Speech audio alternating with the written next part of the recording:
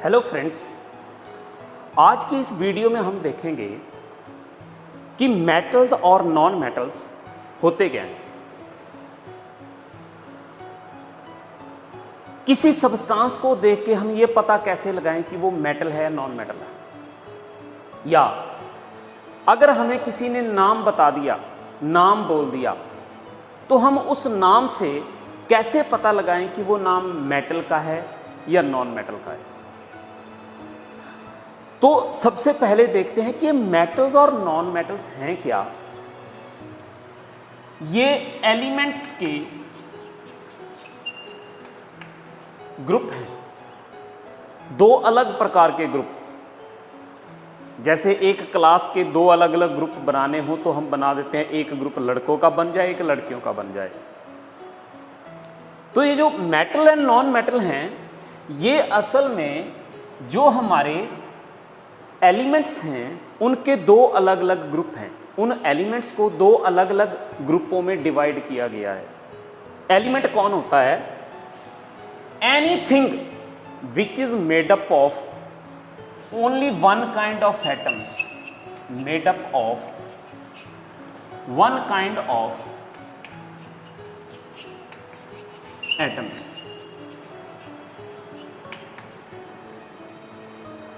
हमने अपनी लाइफ में, आपने अपनी लाइफ में कई प्रकार के एलिमेंट्स के नाम सुने हुए हैं। जैसे सोडियम का नाम सुना है, पोटाशियम का नाम सुना है, कैल्शियम का नाम सुना है, आयरन का नाम सुना है, गोल्ड का नाम सुना है, कॉपर का नाम सुना है, एल्युमिनियम का नाम सुना है, ऑक्सीजन का नाम सुना है, हाइड्रोजन का नाम सुना है, क्लोरीन, फ्लोरीन, ब्रोमीन, ये सारे ना, इनमें से कई नाम आपने सुने हुए हैं।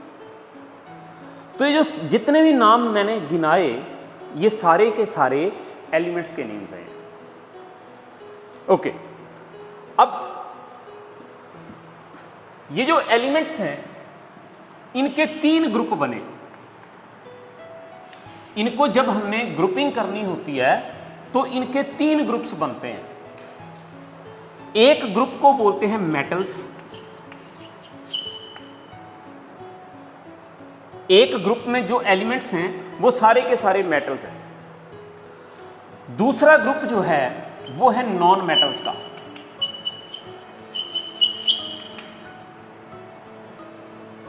और जो तीसरा ग्रुप है वो है पुत्र मेटालॉइड्स का।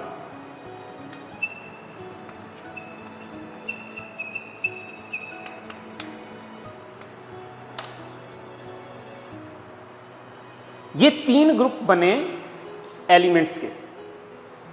एक ग्रुप में रखे गए मेटल्स, दूसरे में रखे गए नॉन मेटल्स, और तीसरा जो ग्रुप बना वो बना मेटालॉइड्स का। अब ये जो दो ग्रुप्स हैं, मेटल और नॉन मेटल, इनके जो एलिमेंट्स होते हैं ये एक दूसरे से कंप्लीटली डिफरेंट होते हैं, कंप्लीटली डिफरेंट। जैसे मेटल की बात करें, ये चमकदार होते हैं, इनकी कोई शाइनिंग नहीं होती। Non metals do not shine. ये गुड कंडक्टर ऑफ इलेक्ट्रिसिटी होते हैं, तो ये बैड कंडक्टर ऑफ इलेक्ट्रिसिटी होते हैं। बोलने का मतलब क्या है? मैं ये बताना चाहता हूं कि जो मेटल्स हैं और नॉन मेटल्स, उन दोनों की जो प्रॉपर्टीज हैं वो टोटली डिफरेंट होती हैं, चाहे वो फिजिकल प्रॉपर्टीज हो चाहे केमिकल प्रॉपर्टीज हो। अब आते हैं हम मेटालॉइड्स के पास। मेटालॉइड्स ये वो एलिमेंट हैं जिनकी कुछ एक प्रॉपर्टीज मेटल के जैसी होती हैं और कुछ एक प्रॉपर्टीज नॉन मेटल के जैसी होती हैं। यहां एक थोड़ी सी बात में कंफ्यूजन आती है, मैं उस कंफ्यूजन को दूर करता हूं। कंफ्यूजन देखिए, जैसे सपोज हमने लिख लिया मेटल्स के बारे में, लिखा they are shining, non metals are non shining.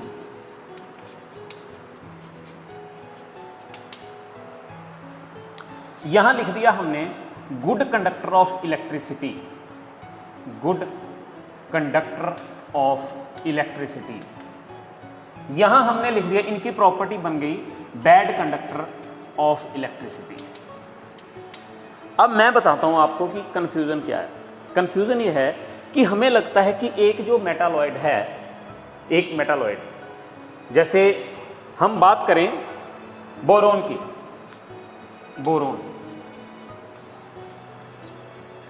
ये मेटालॉइड है। अब हमारे दिमाग में ये कंफ्यूजन होती है कि ये शाइनिंग भी हो सकता है और नॉन शाइनिंग भी हो सकता है। ऐसा नहीं है।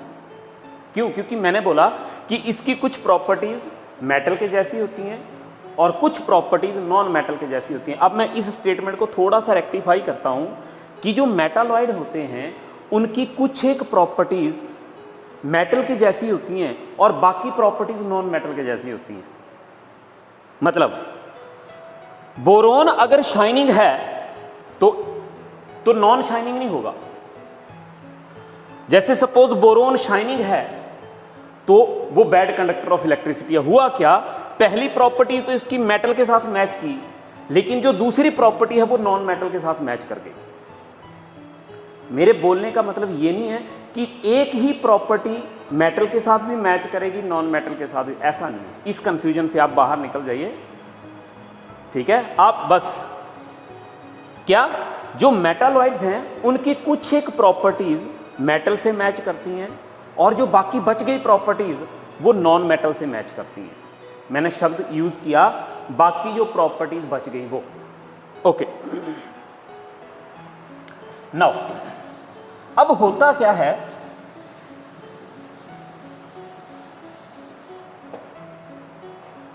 ये जो एलिमेंट है हम पता कैसे लगाएं कि भाई हमें जो नाम दिया है, नाम होगा वो एलिमेंट का है या एलिमेंट का नहीं है। तो एलिमेंट का जो नेम होता है, name of element, it contains only one word.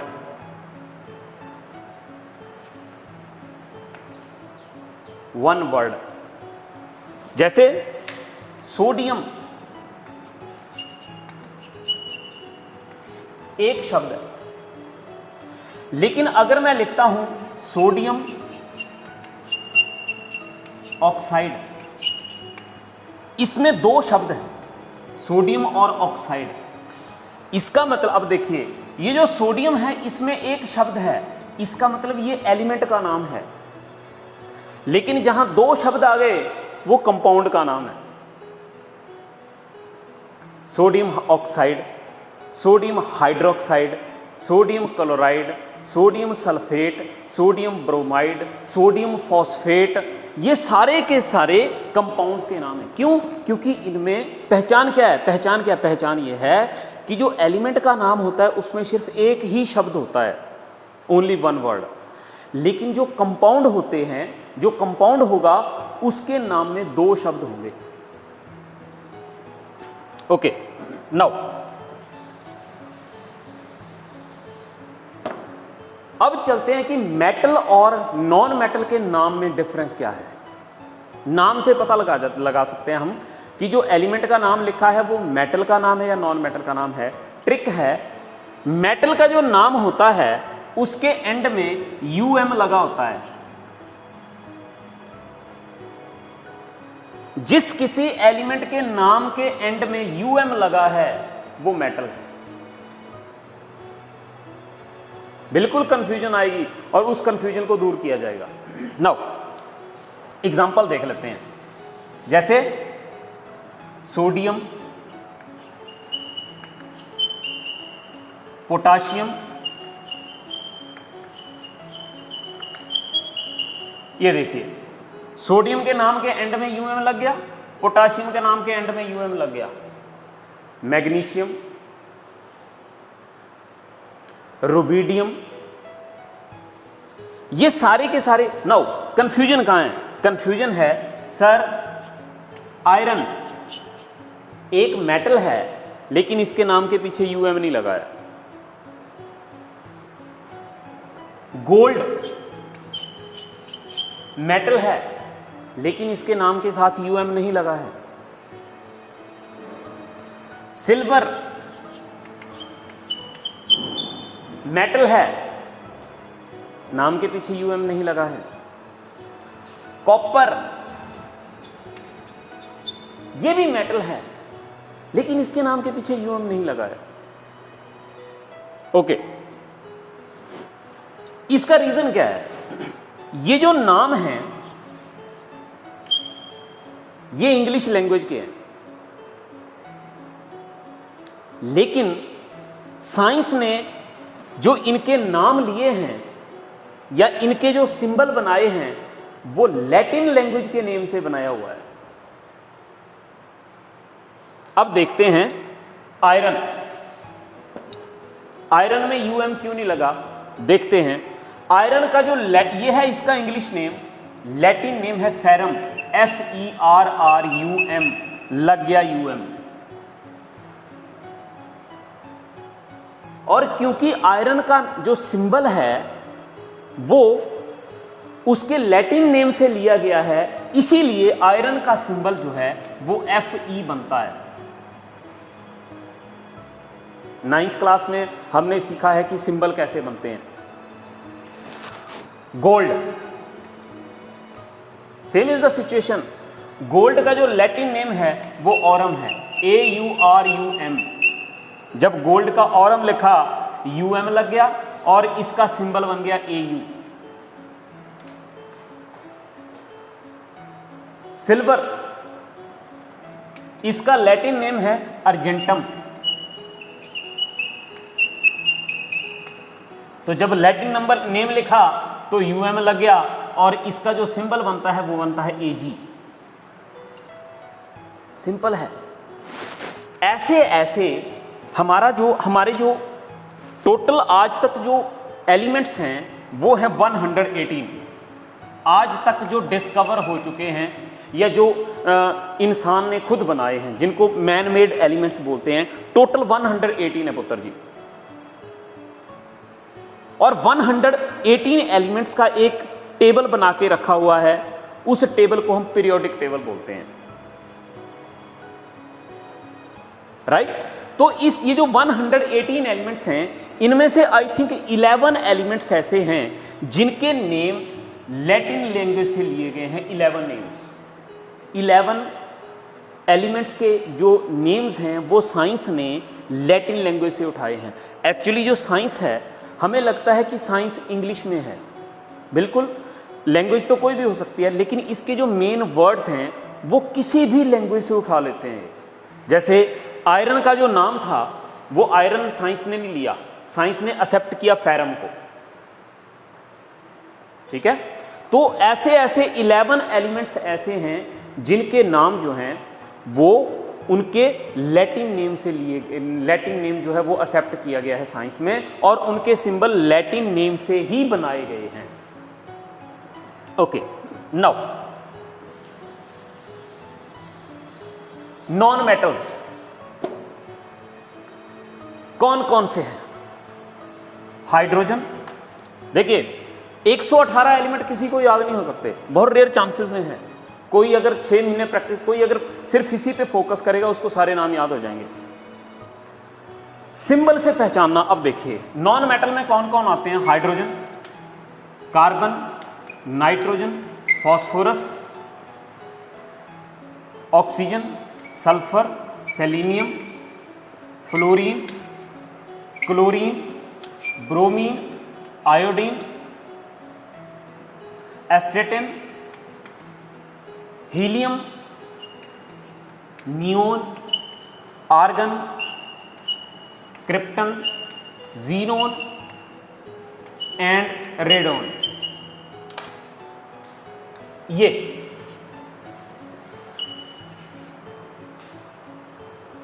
इनको याद रखने का एक ट्रिक है, उसको बोलते हैं निमोनिक्स। मैंने खुद बनाया, कैसे? मैं देखो, जब मैं यहां पे इसको लिख रहा था तो मेरे दिमाग में चला था हक ना पा ओ ससी फूल कलियां बहारां इत्थे बैठियां ने नोबल गैसेस दे नाल।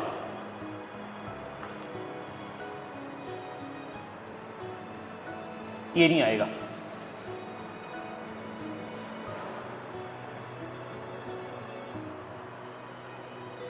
One two three four five six seven 8 9 10 11 12 13 14 15 16 17 non metals, उनके सिंबल याद कर लिए मैंने। तरीका मिल गया। हक ना पा ओ सस्सी फूल कलियां बहारां इत्थे बैठियां ने नोबल गैसेस दे नाल, मेरा बनाया हुआ तरीका। आप अपना तरीका डेवलप कीजिए, मेरे मेथड पे मत जाइए। लेकिन मैं आपको ये बता रहा हूँ कि चीज़ों को याद रखने का तरीका है, निमोनिक्स बोलते हैं इसको, बिल्कुल ये रियलिटी में एग्जिस्ट करते हैं mnemonics. Now metalloids, boron, silicon, germanium, astatine, tin, tellurium and polonium. 1 2 3 4 5 6 and 7, only 7 metalloids are there. बाकी जो बच गए, कितने बचे? 24। 118 में से 24 माइनस कीजिए, you will get the number of metals की हमारे पास मेटल्स कितने हैं। अब हम सिंबल से भी पता लगा सकते हैं भाई कि मेटल कौन है और नॉन मेटल कौन है। करना क्या है, जैसे मुझे किसी ने सिंबल दे दिया W, वोल्फ्राम है।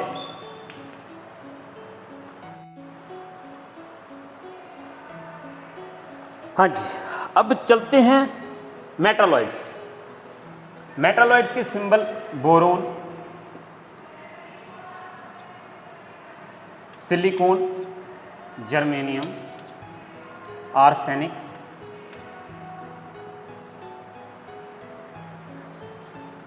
Tin, sorry it's not tin,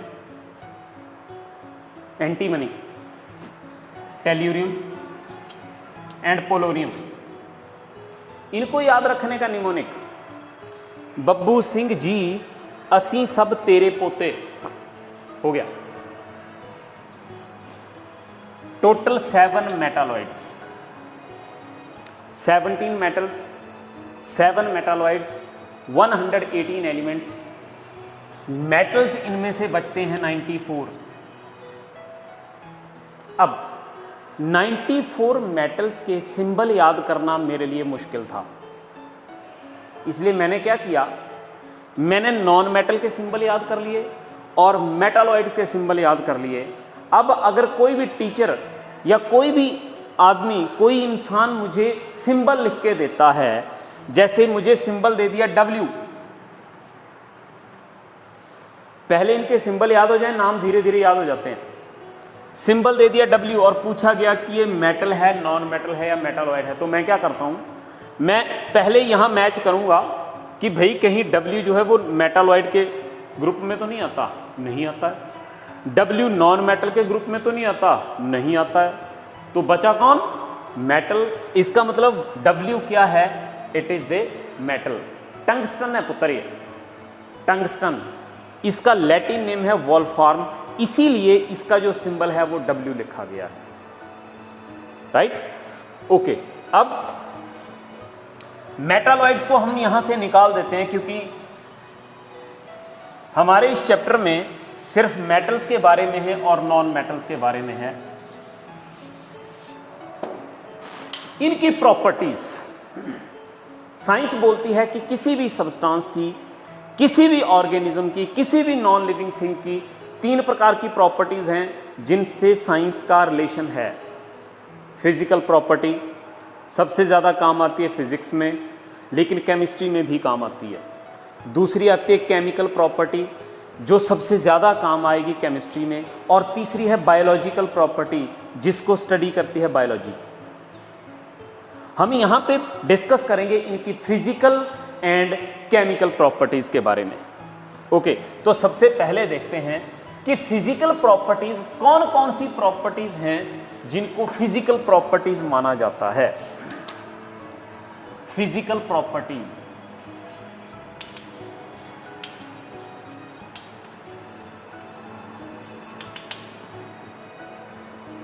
कौन कौन सी ऐसी खासियतें हैं जिनको हम फिजिकल प्रॉपर्टी में लेते हैं। सबसे पहली प्रॉपर्टी है स्टेट ऑफ मैटर।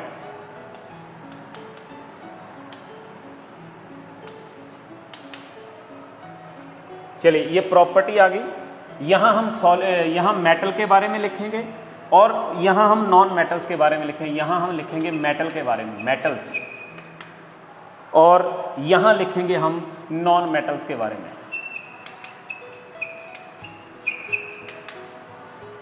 जैसे सबसे पहली प्रॉपर्टी हमने ले ली state of matter. State of matter, तीन स्टेट्स हैं मैटर की at room temperature, solid, liquid and gas. तो यहां हमने ये देखना है, ये सीखना है कि जो मेटल हैं वो रूम टेम्परेचर पे सॉलिड होते हैं, लिक्विड फॉर्म में होते हैं या फिर गैसेस फॉर्म में मिलते हैं हमें। आंसर है मेटल जो हैं वो सॉलिड फॉर्म में मिलते हैं एक्सेप्ट मरकरी। Total metals 94। 94 में से एक मेटल जो है वो लिक्विड फॉर्म में है, लिक्विड स्टेट में मिलता है रूम टेम्परेचर पे। 93 जो मेटल्स हैं वो सारे के सारे सॉलिड स्टेट में मिलते हैं। 93 metals they are in solid state.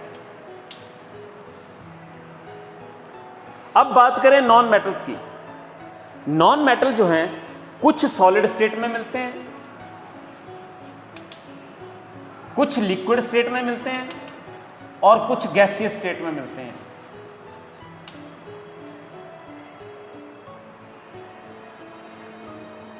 सिर्फ एक नॉन मेटल है जो लिक्विड स्टेट में मिलता है, एक नॉन मेटल लिक्विड स्टेट में। इसलिए जो एग्जामिनर है वो वहीं से क्वेश्चन पूछता है कि name the non metal which exist in liquid state eight room temperature. Answer है ब्रोमीन। यहां से भी यही पूछेगा कि कौन सा मेटल है जो लिक्विड स्टेट में मिलता है। इसलिए देखो ये प्रॉपर्टीज तो याद हो जाते हैं, क्यों? क्योंकि जो मेटल की प्रॉपर्टी है बिल्कुल उससे अपोजिट प्रॉपर्टी नॉन मेटल की होगी। लेकिन ये जो एक्सेप्शनल केसेस हैं एग्जामिनर यहीं से क्वेश्चन पुट करता है पुत्र। तो प्रॉपर्टीज के साथ साथ ये जो इनकी एक्सेप्शंस हैं इनको जरूर याद रखिए। दूसरी property malleability.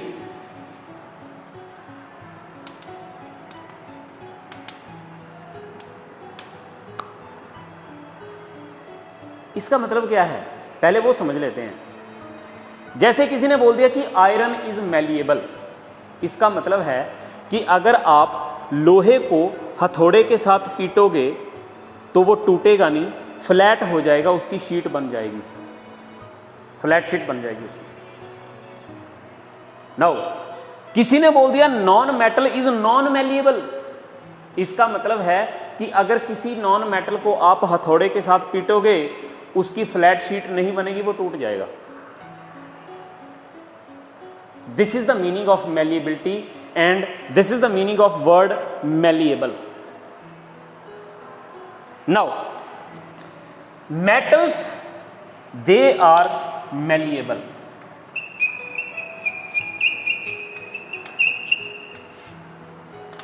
metals are malleable इसका मतलब है कि जितने metals हैं जो सॉलिड फॉर्म में मिलेगा, लिक्विड को तो हथौड़ा मारने का फायदा कोई नहीं है, पानी में हथौड़ा मारोगे तो वो कौन सा फ्लैट हो जाएगा। जितने भी सॉलिड मेटल्स हैं अगर आप उनको हथौड़े के साथ पीटोगे तो उनकी फ्लैट शीट बन जाएगी।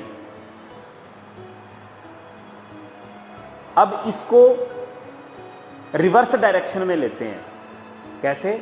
अगर आप चाहते हो कि किसी भी मेटल की फ्लैट शीट बनानी है तो आप उसकी एक रॉड ले लो, उसको हथौड़े से पीटते रहो, उसकी फ्लैट शीट बन जाएगी। यहीं से अगर आप एक फ्लैट शीट बनाना चाहते हो, पतली सी फ्लैट शीट बनाना चाहते हो किसी चीज को पीट पीट कर, तो आपको मेटल लेना पड़ेगा, नॉन मेटल के साथ नहीं आप काम कर सकते। क्यों? क्योंकि नॉन मेटल तो टूट जाते हैं भाई। हम कई बार सोचते हैं कि यार क्या फायदा है इन सारी प्रॉपर्टीज को स्टडी करने का, हमारे किस काम आती हैं, है ना? बिल्कुल हमारे दिमाग में भी यही आता था। लेकिन जब दुनिया घूमोगे, इधर उधर आले दुआले में आप ऑब्जर्व करोगे तो दो इंसान आपको, दो प्रकार के आपको कारीगर मिलेंगे, एक को हम बोलते हैं लोहार, दूसरे को बोलते हैं सुनार। Iron Smith and gold Smith, ये यही काम करते हैं। आयरन स्मिथ ने लोहे की चीज़ को फ्लैट करना होता है, उसको खींच खींच के उसकी वायर्स बनानी होती हैं, उनको वो काम करने के बाद ही वो किसी टूल को बना पाता है, कोई औजार बना पाता है। दूसरी तरफ जो गोल्ड स्मिथ है वो क्या करेगा, उसने कोई भी ऑर्नामेंट बनाना है तो या तो जो जिस चीज़ का उसने ऑर्नामेंट, जैसे सपोज उसने गोल्ड का ऑर्नामेंट बनाना है तो या तो उसको गोल्ड की फ्लैट शीट बनानी पड़ जाती है या फिर उसकी एक वायर बनानी पड़ जाती है। ठीक है। अब जैसे सपोज आप में से कोई चलकर आगे कारीगर बन गया, उसको उसने बोला यार मुझे एक वायर बनानी है, और वो बंदा नॉन मेटल ले लेगा तो उसकी वायर नहीं बनेगी। क्यों? क्योंकि नॉन मेटल को जैसे आप खींचना शुरू करोगे, वायर कैसी बनती है, जो हमारे पास एक मोटा सा सरिया है उसको खींचते जाओ खींचते जाओ खींचते जाओ, उसकी वायर बन जाएगी भाई। इसी तरह से बनती है वायर। ठीक है। तो बिल्कुल ये प्रॉपर्टी सारी हमारे काम की होती हैं डे टू डे लाइफ में। कहीं ना कहीं इनका हम डायरेक्टली या इनडायरेक्टली यूज कर रहे होते हैं, लेकिन हमें ये पता नहीं होता कि हम इस प्रॉपर्टी को यूज कर रहे हैं। जो नॉन मेटल्स हैं they are non malleable.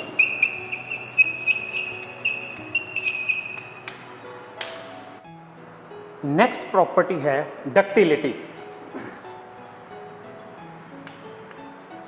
Ductility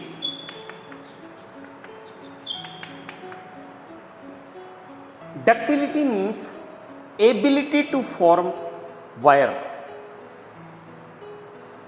या ability to be drawn into wire। जैसे हमने बोल दिया गोल्ड इज डक्टाइल, इसका मतलब क्या है कि अगर आप चाहो तो गोल्ड को खींचकर उसकी वायर बना सकते हो।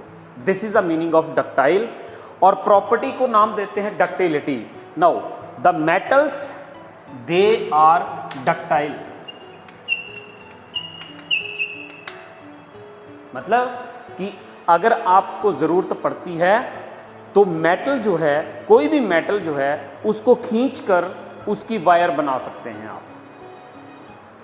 वायर कैसे बनाई जाती है ये सीखना हो तो कि कभी किसी गोल्ड स्मिथ की शॉप पे चले जाइए, उसको बोल दीजिए कि मैंने सीखना है कि आप गोल्ड की वायर कैसे बनाते हो, वो सिखा देते हैं। क्योंकि उनका यही काम है, वायर्स बनानी है, फ्लैट शीट्स बनानी है, और फिर उस शीट के ऊपर वो जो वायर्स हैं उनका यूज़ करके उन्होंने डिज़ाइन बनाना है, ये काम उनका है। नाउ अगर हम नॉन मेटल्स की बात करें, दे are non ductile.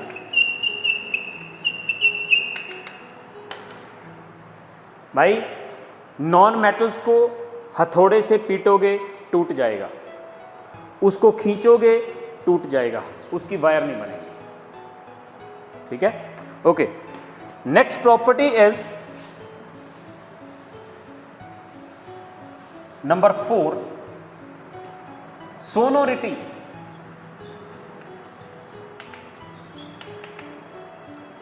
Sonority is related to sound. अब जैसे हमें किसी ने बोल दिया कि a particular substance is sonorous, इसका मतलब है कि जिस चीज़ की वो बात कर रहा है, अगर आप उसको किसी हार्ड ऑब्जेक्ट के साथ मारोगे तो वो आवाज़ प्रोड्यूस करेगा। So metals are sonorous. Sonorous means sound producing, and non metals are non sonorous.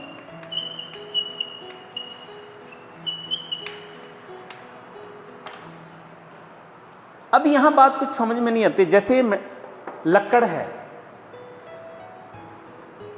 It is non sonorous, लेकिन भाई आवाज तो आती है। जो मेटल्स हैं उनकी जो आवाज है वो बहुत शार्प साउंड, तिखी आवाज होती है उनकी। तो जो मेटल्स हैं they are sonorous and the non metals they are non sonorous. फिर melting and boiling points. Melting and boiling points. जो मेटल्स हैं they have high melting and boiling points. जब हम बात करते हैं high melting and boiling point की, इसका मतलब है किसी न किसी के साथ तो कंपैरिजन करना ही पड़ेगा। जैसे ये चौक लंबी है या छोटी, ऐसे नहीं हम बता सकते, लेकिन अगर अब पूछा जाए तो हम बोलेंगे कि येलो कलर्ड चौक जो है वो वाइट कलर की चौक से लंबी है। लेकिन अगर इन दोनों के बीच में कंपेयर किया जाए तो येलो कलर की चौक जो है वो छोटी है। तो ये जो high and low melting point का फिनोमिना है, ये असल में कंपैरिजन है। जब हम बोलते हैं metals have high melting points, अरे भाई किसके कंपैरिजन में? आंसर है नॉन मेटल के कंपैरिजन में। And non metals they have low melting and boiling points. किसके कंपैरिजन में?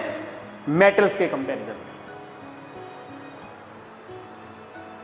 यहां हम कंपैरिजन गोल्ड का आयरन के साथ नहीं कर रहे हैं क्योंकि दोनों मेटल है। यहां हम ये कंपैरिजन कर सकते हैं गोल्ड का सल्फर के साथ, गोल्ड का ब्रोमीन के साथ। क्यों? क्योंकि गोल्ड तो मेटल है, बाकी सल्फर और ब्रोमीन जो है वो नॉन मेटल है। तो मेरा बताने का सिर्फ इतना सा मकसद है कि आप इस बात में कंफ्यूज ना हो कि भाई अगर हाई मेल्टिंग पॉइंट है तो किससे हाई है? आंसर है नॉन मेटल से। सो हम अगर इसको एक्यूरेट लैंग्वेज में बात करना चाहे तो हम बोलेंगे metals have high melting and boiling points as compare to non metals, and non metals have low melting and boiling points as compare to metals. Now इसमें एक्सेप्शन है किसकी? गैलियम की, मरकरी की। They have low melting points.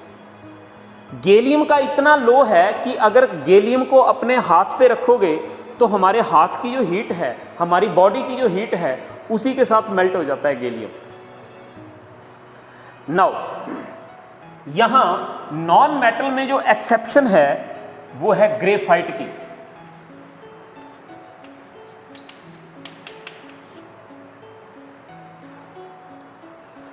जो graphite है इसका melting point जो है वो इतना ज़्यादा होता है कि जो सुनारे होते हैं, सुनार गोल्ड स्मिथ जो होते हैं, वो गोल्ड को मेल्ट करने के लिए, देखो अगर हमने गोल्ड को मेल्ट करना है तो किसी चीज़ का बर्तन तो बनाना पड़ेगा।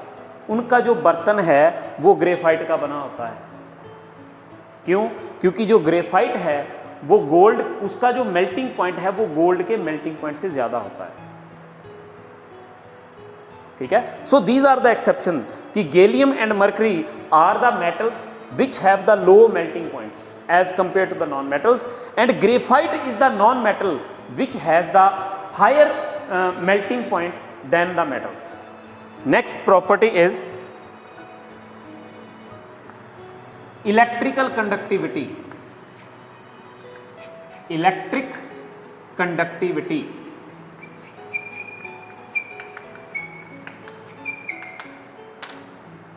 इसका मतलब क्या है? इसका मतलब है चार्ज को अपनी बॉडी से पास करने देना। अपनी बॉडी से चार्ज को पास हो जाने की परमिशन देने की जो एबिलिटी है, that is called electrical conductivity. जैसे हमने बोल दिया gold is good conductor of electricity, इसका मतलब गोल्ड जो है उसके बीच में चार्ज जो है वो बिल्कुल इजीली मूव कर सकता है। राइट? हमने बोला कोई नॉन मेटल जैसे सल्फर है, that is the bad conductor of electricity. Bad conductor, इसका मतलब जो सल्फर होगा, उस जो सल्फर है उसमें से चार्ज को पास करवाना बहुत डिफिकल्ट होता है, पास ही नहीं होता, गुजरता ही नहीं है चार्ज उसमें से। So the metals they are good conductor of electricity, good conductor, and non metals they are bad conductor of electricity. यहां एक्सेप्शन है ग्रेफाइट की। मतलब जो ग्रेफाइट है that is the good conductor of electricity. बिल्कुल पुत्र, ये ग्रेफाइट वही है जो आपकी पेंसिल के अंदर सिक्का पड़ा होता है, that is made up of graphite. Okay,